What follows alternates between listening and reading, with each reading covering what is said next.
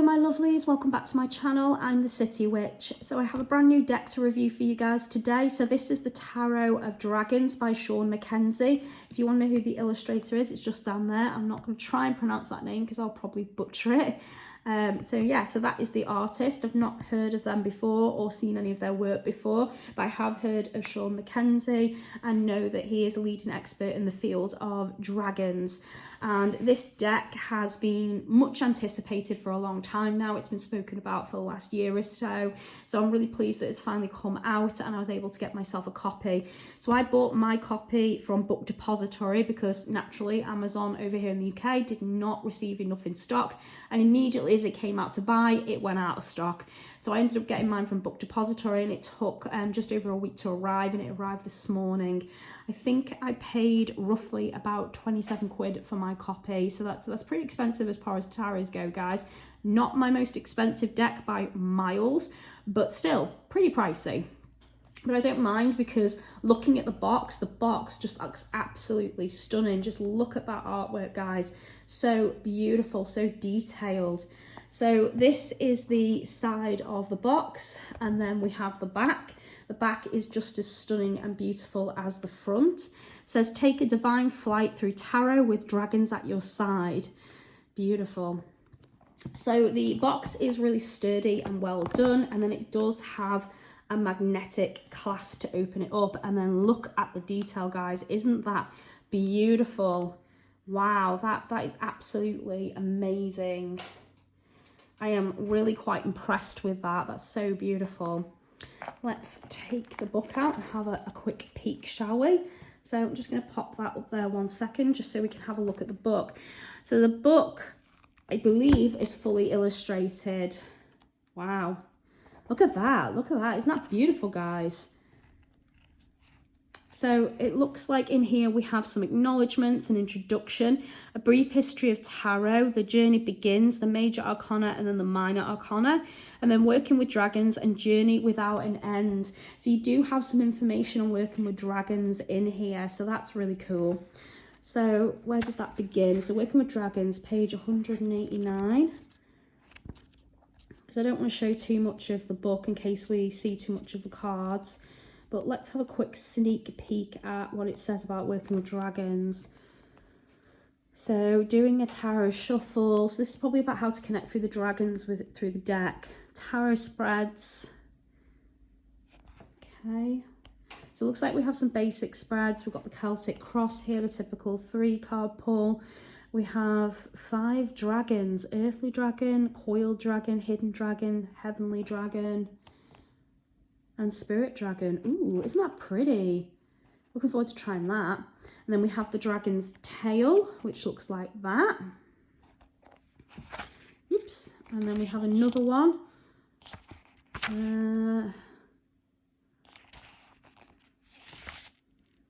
Dragon's tail. I'm assuming that that's just a slightly different variation on it.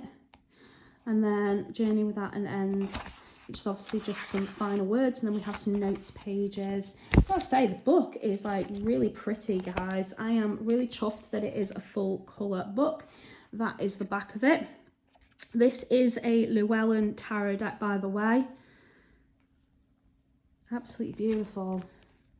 So let's pop the book to one side and let's have a look at why you really are watching this video, which is the cards. Ooh, look at that, guys. Got a beautiful eye in the centre there. That's stunning. Wow. And then this is the cards. Ooh, it's a handy little flap so I can open it up. Okay. So this is the back of the cards, first of all, and I have to say I am living for that. That is stunning. I love that you can't tell when a card is reversed all the right way up, and I love how cleverly they've done that as well. So there's a dragon at every corner and it just follows itself around. So that is quite lovely. The quality, it's pretty thin. This quality kind of reminds me of the Wizard's Tarot and the Spellcaster's Tarot. It's that kind of thinness. I could really damage that if I wanted to. It's not the best quality thickness. It is also a gloss finish, so it is rather shiny as well. and it is a little bit on the thinner side as well. The cards are not gilded or anything, they're just plain white, but I don't mind that on the edging, because I know with some of the gilding and foiling, it can rub off or chip off over time, and then you have all those marks and gaps on it. So I actually prefer mine to be blank. Let's have a look at the cards, shall we? So this is the Fool. Ooh, isn't that beautiful? That's such a stunning card. And I love the cute little tiger. Aww. Ooh, the Shaman. So instead of the Magician, we have a Shaman. That kind of makes sense. I can kind of see why they've probably done that. That's a beautiful card. I like all the elements showing as well for the magical aspect. The High Priestess. So we have the typical black and white pillar here as well. So you can see some Rider-Waite themes coming out a little bit in this, but with a very draconic look. And we have the Empress. Oh, that screams fertility, doesn't it? Look at all the beautiful little animals there. That's lovely. And again, we've got the mummy dragon, and then obviously little babies there. We've got, you know, little rabbits and the deers. That's so cute. I really like the way they've done that.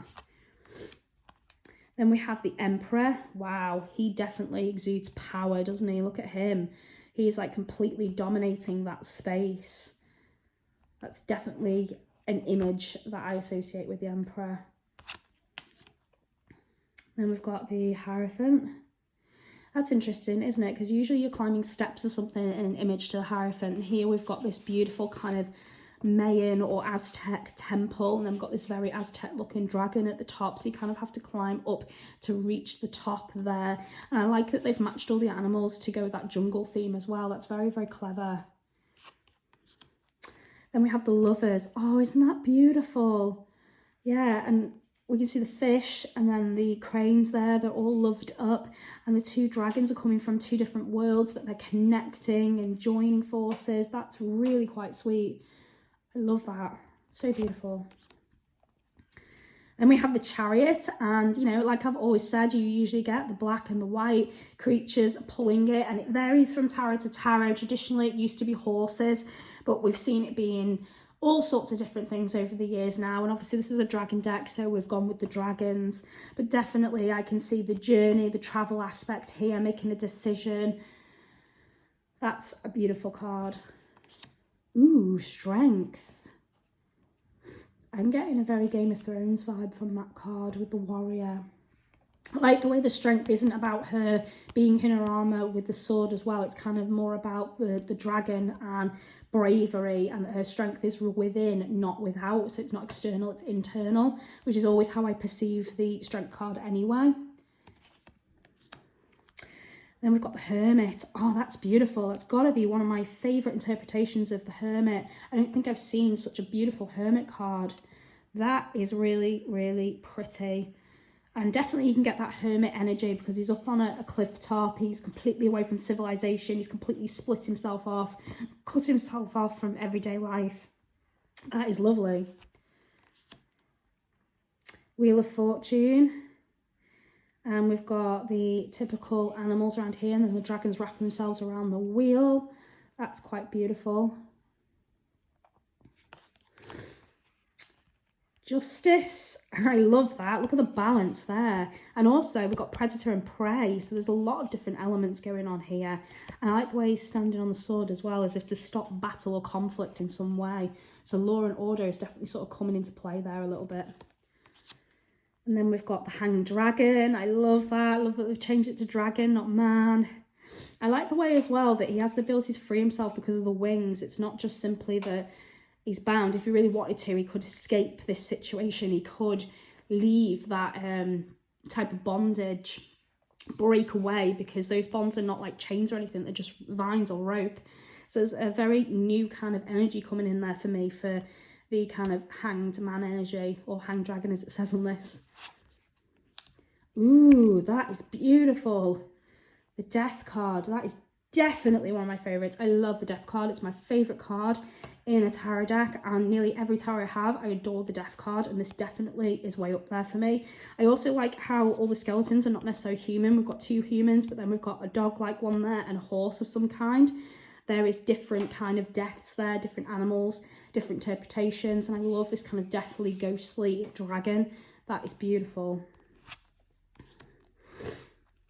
Temperance. And we've got the typical pouring of water into a new chalice. Very Rider-Waite. Ooh, the devil is beautiful as well. Got this very sinister looking dragon, and he's all bound up, so that bondage theme is coming out here. Debauchery, all those energies you get with the devil card. Yeah, that's a really interesting card. I really like that. It's so beautiful. Wow. That's a different interpretation of the tower, isn't it? Usually you get lightning striking it, or something's toppling it over, crumbling it to dust. Here we've got this snake, kind of snake-like dragon coiling around it and crushing it. That's a very different energy, but I really like it. I'm digging the imagery. That's beautiful. Love it. Star. Oh, isn't that beautiful? Look at those beautiful star-like dragons hovering around it. I really like the way this dragon's coming out of the water as well. It's almost like a new beginning, rebirth of some kind.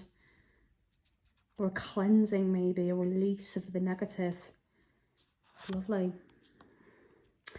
The moon. Oh, I love that the dragon is in the moon. And I like the symbolism there. We've got the crab, which again, traditional Rider-Waite usually had a crab as a symbol.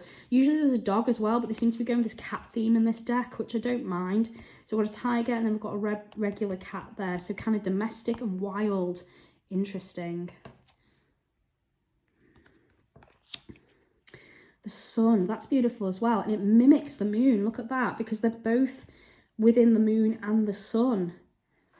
And again, this has a different energy about it, because here we can see like the successful growth of the plants, the sunflowers in the field. We've got 2 happy dragons down here playing, laughing. You can tell they're having a good time. This definitely exudes that success, happy, vibrant energy we get from the sun card. So that is beautiful.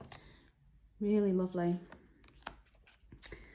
Judgment. Ooh. So this looks like kind of a parent dragon situation with a little baby. And then this dragon up here is kind of judging them for something. That's a really interesting interpretation.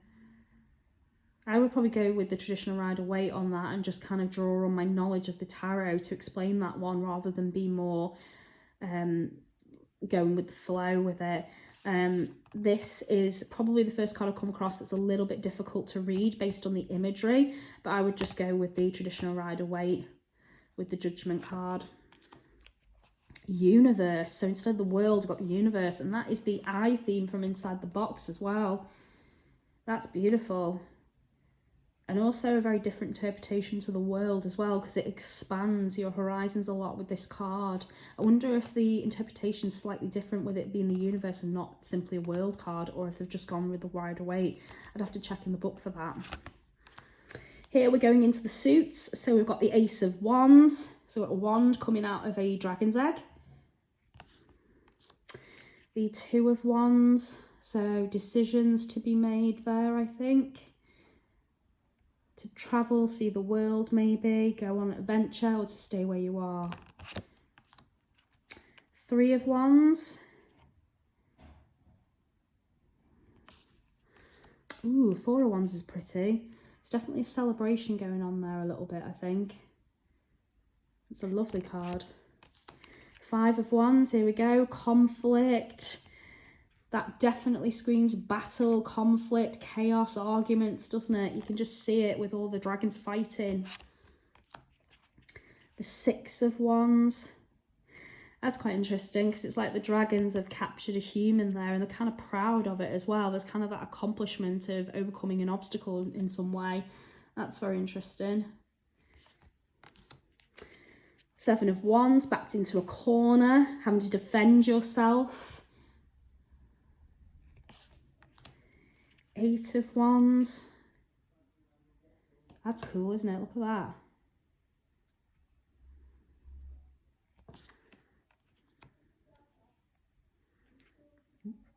Sorry, camera wobbling a little bit there, guys. So we've got the 9 of Wands.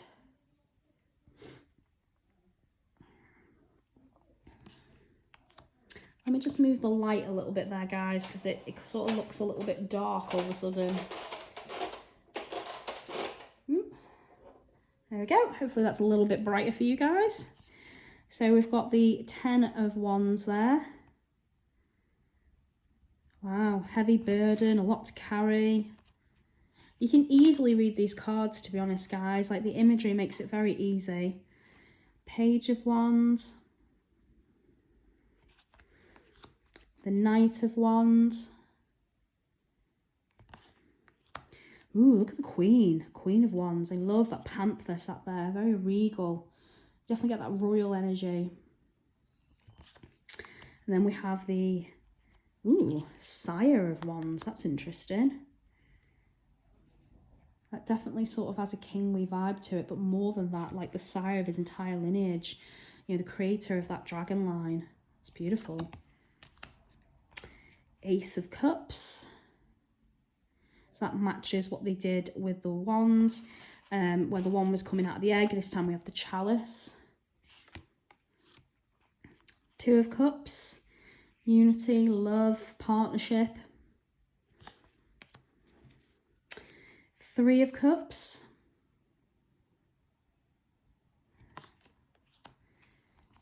4 of Cups. 5 of Cups. That's lovely. 6 of Cups. That's beautiful. Wow. Then we have the 7 of Cups. Now this is interesting because this is another typical image from Rider-Waite, where we usually have the cups and they all have different elements or energies within them. And this time they've gone with some very, very different things. We've got a dragon egg, a koi carp, a crystal, coins. We've got a tiger, a phoenix, and then we've got a stag. That's very interesting. I wonder what the symbolism behind some of those is and what they've said about it. We've got the 8 of Cups there. That looks like a very lonely card. Solitude. 9 of Cups.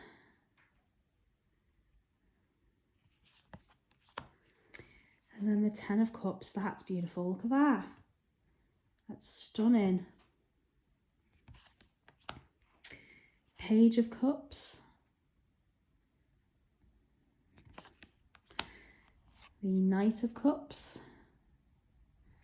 That's a weird imagery, isn't it? We've got kind of a seal inside the chalice he's carrying, and then we've got a polar bear.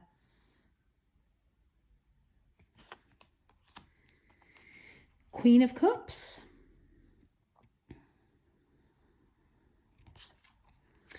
The Sire of Cups.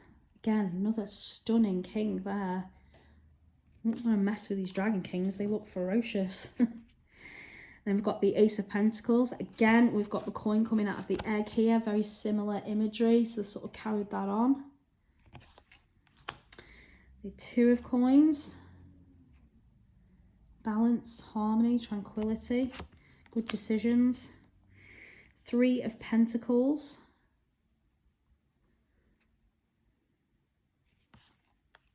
The 4 of Pentacles. 5 of Pentacles. Poverty, loss. I can definitely see that they're all beaten up. The dragon there is scarred. The wings here are ripped. That animal looks very, very thin. And so does the fox. It just looks like they're all starved of attention, of love, of food, of everything they need to be nurtured. 6 of Pentacles. Prosperity, sharing your prosperity with others, being grateful for what you have. 7 of Pentacles. So this is kind of like growing your prosperity and what you have, like nurturing that tree. And then we've got the 8 of Pentacles here. That's cool because this is usually like the blacksmith energy, the creator, somebody that can thrive on creating and designing something or can get bored very easily. So that perfectionist kind of energy comes out here a little bit. 9 of Pentacles. That's lovely. Really like the peacock. the Ten of Pentacles,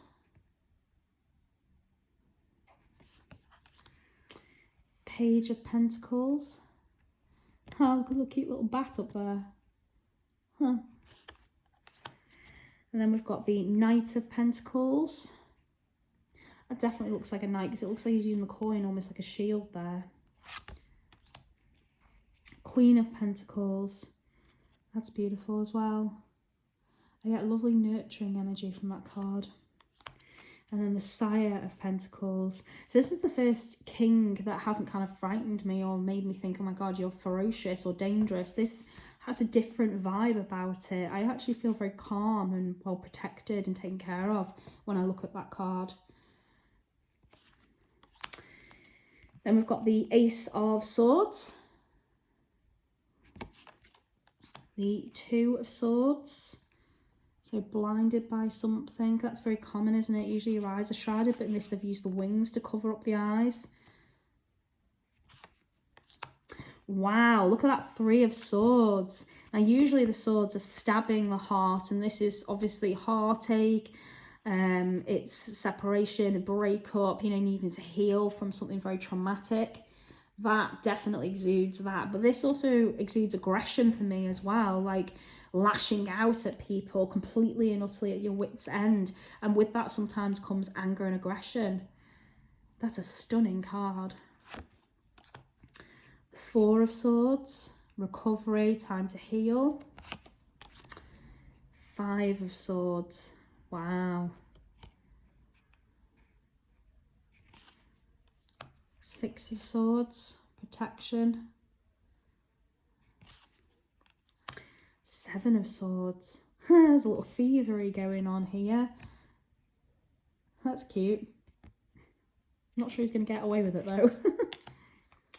Eight of Swords, tangled up. Wow, that's a really interesting way to describe this, isn't it? Because usually it is like bound, or you see images of cages, something like that. Here we've got the dragon bound up by the element of earth and the swords. That's interesting. Nine of Swords. Ooh. That's an interesting image as well, because obviously the blood there is on the wall, but the rest of it's sort of shadows and images.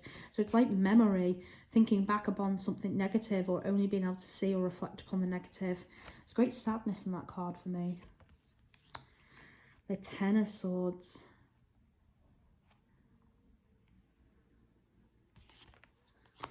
Page of Swords. I really like the butterfly there. That's cute.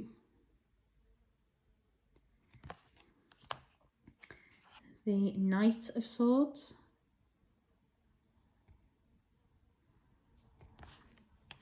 Queen of Swords. Wow. I think this is the first queen we've had where they're wearing a bit of armour. So this is a very protective queen then. Also, the other queens have all had like a baby dragon or, you know, some kind of new life in their images. This one is like an empty egg with just the sword. So either her job's over or it didn't quite go the way she wanted. So this is going to be a very dark queen, I think, despite the imagery, because some of these plants are dying as well. And then the last card, the Sire of Swords. And this is interesting because we have the baby dragon in his image instead, and the sword is carved in stone. Wow. There are absolutely some stunning cards in that, and I've got to say, I adore this deck. I think it's beautiful and I cannot wait to use it. So let's just have a feel. So in my hands, it feels really nice. It's definitely a nice size deck, average size as well. If you have the Wizard's Tarot or the Spellcaster's Tarot, it's the same size card as that. I'd say the quality is quite thin, so you'll be able to shuffle them however you want, but just be a bit careful. And then shuffling them, pretty easy and straightforward. They shuffle quite nicely, to be honest, guys. So yeah, I really like this deck. I think it's a really stunning deck. I'm really impressed with the quality. I love that the book is a full colour book. That's just a nice finish for me, and I really like all of the way it was presented, the way it's been designed, and I do think a lot of effort has gone into this. So just looking at some of the cards just to see what we have. So it just looks like it's a general interpretation. It doesn't specifically look like we have a reverse meaning here. Let's see if they do that with the others. So not necessarily, it just looks like they give you a main like interpretation of the card, and then maybe a few things to watch out for or be aware of with that card. So it looks like there's kind of a reverse meaning, but it's kind of up to you to find that. So I would probably choose to read these. Most of my decks are mixed of reversed and right way up cards, so I would probably choose to do that because that's how I like to read. But I think this deck overall isn't meant to have a reverse meaning to the card, so it's going to be completely up to you guys. I really like this deck. I don't think there's any negatives for me. I love the back of it. I like the feel. The only thing was just how thin the cards were, but I have other decks like that and they've held up really well, so that's not a major thing for me. The box again is really nice. It's got that nice magnetic clip on the side and it's all very well beautifully presented. So yeah, overall for me, 10 out of 10. Absolutely cannot wait to start working with this deck. Thank you, Shawn MacKenzie. I think you've done a wonderful job, and thank you to the artist as well because your artwork is stunning. If you've enjoyed this video, guys, please give me a thumbs up. Click the bell so YouTube will tell you when my next video comes out. If you'd like to offer light and love to my channel, you can do that through Patreon or my Amazon wishlist. If you'd like to book me for a professional reading, you can do that through Facebook, Instagram, Twitter, or via email. All the links are provided. Thank you very much for watching, guys, and take care of yourselves, and I'll see you soon. Blessed be.